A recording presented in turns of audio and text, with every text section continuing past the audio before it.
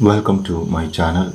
This is Captain Binoy Varakil, Assistant Professor, Department of English, St. Joseph's College, Greek World Court. We continue our lecture series on the history of the English language.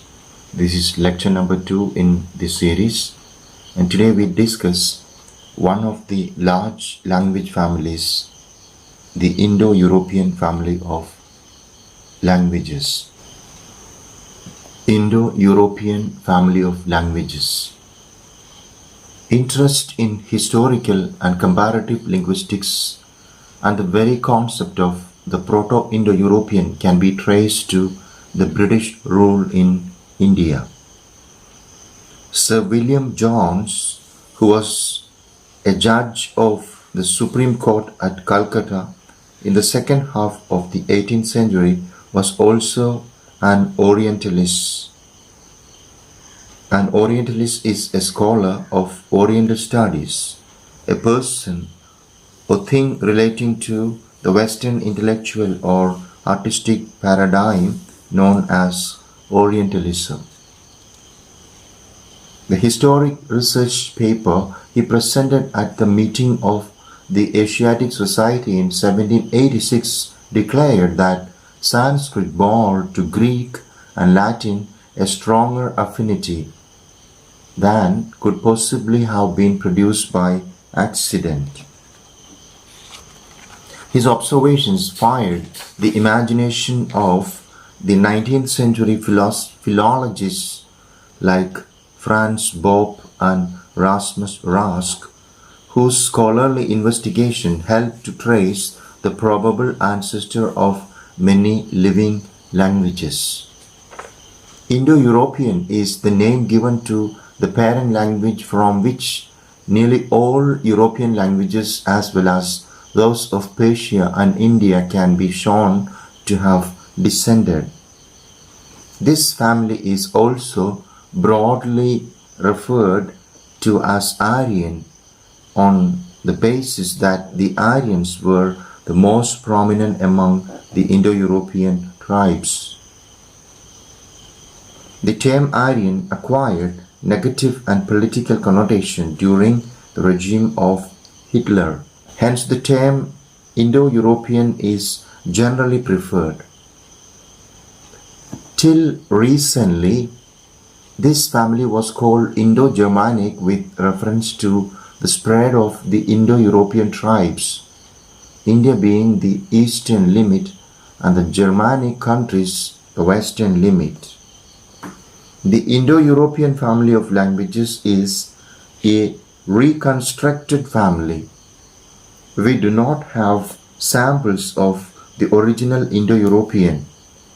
Based on the similarities, proto-forms observed in the daughter languages, philologists have worked backwards and posited a common ancestor and named it Indo-European.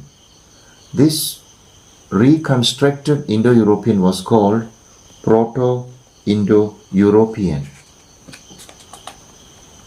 Linguists in general concur that about 5,000 years ago in Central or Southeastern Europe there must have lived a group of nomadic tribes who spoke a common tongue now identified as Proto IndoEuropean. These tribes moved along the shores of the Baltic Sea and the Black Sea and are believed to have wandered in the lands stretching from Lithuania to southern Russia. In course of time, this homogeneous group split and moved in different directions. The exact reason for the split is not known. Some of the inferences drawn point to the search for food, rivalry, and barriers within the community as probable reasons. The breaking up of Indo-European might have taken place around 2000 BC. The earliest record of the Indo-European is the Vedas of ancient India, written in Vedic Sanskrit, which dates back to about 2000 to 1500 BC. In the early years of the split, each group retained the speech habits of the parent language. With the passage of time, each group lost contact with the other groups and added new words which became necessary under changing circumstances. This led to the gradual development of 8 distinctive groups. The Western group are known as Centum languages, and the Eastern group are known as Southern languages. Under the Western group or Centum languages, we have 4 language families. They are Proto-Germanic, Celtic, Italic, and Hellenic. Under the Eastern or Southern languages, we have 4 language families. They are Indo-Iranian, Armenian, Albanian, and Balto-Slavonic. This branch of the Indo-European that English belongs to is called Germanic. It is also called Teutonic because it was originally spoken by the Teutonic races such as Angles, Saxons, Jutes, Dutch, Germans, and Scandinavians.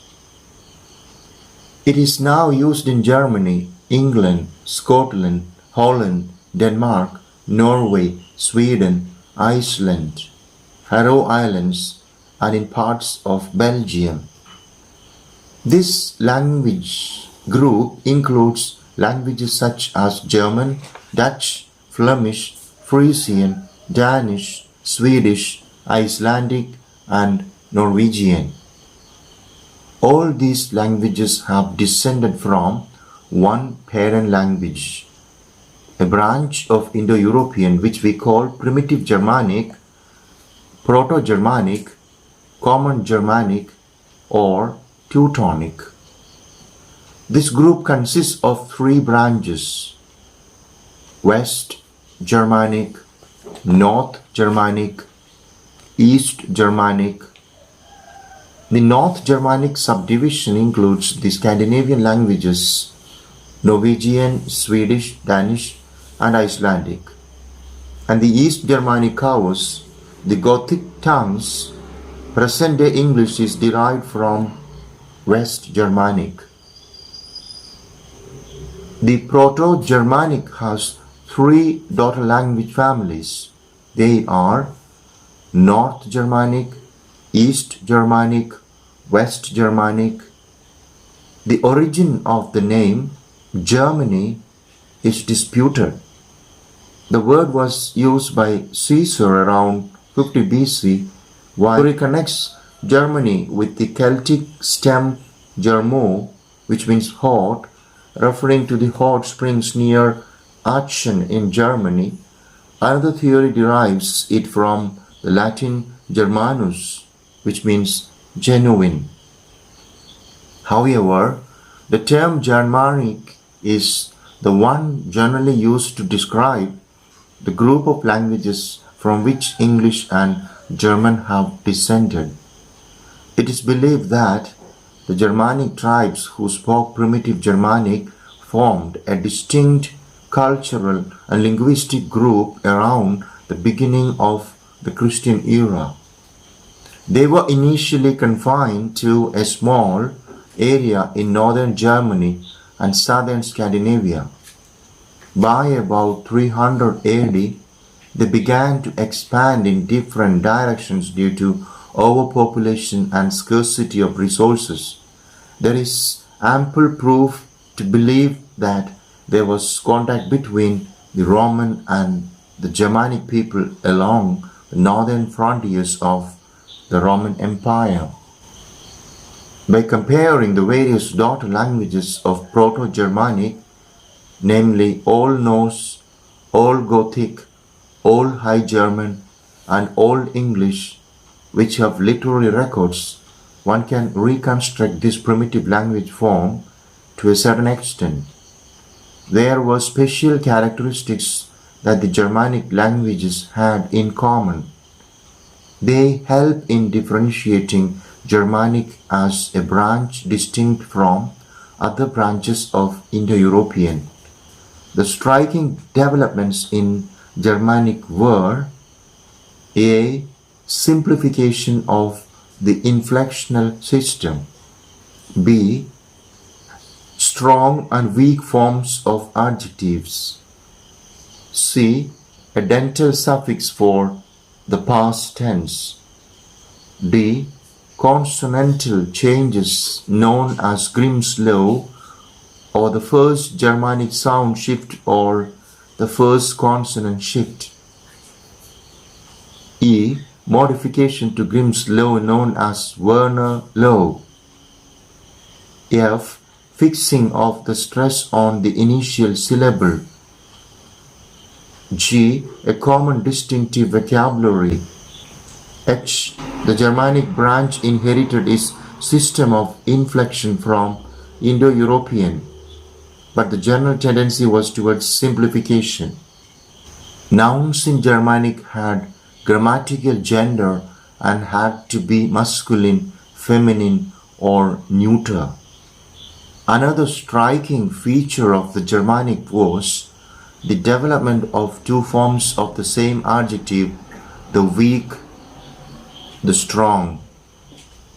Germanic had a two-tense verb system, the present and the past. Another outstanding characteristic of Germanic was the grouping of verbs into two classes, the strong verbs and the weak verbs. Another trait of Germanic was the fixed accent. And when we discuss the Old English, we understand that the Old English has most of the features of the Germanic, and from we understand the fact that the English language originated from the Germanic family of languages. With this we come to the end of this lecture, which is on the Proto Indo-European and the Germanic family of languages and the origin of English.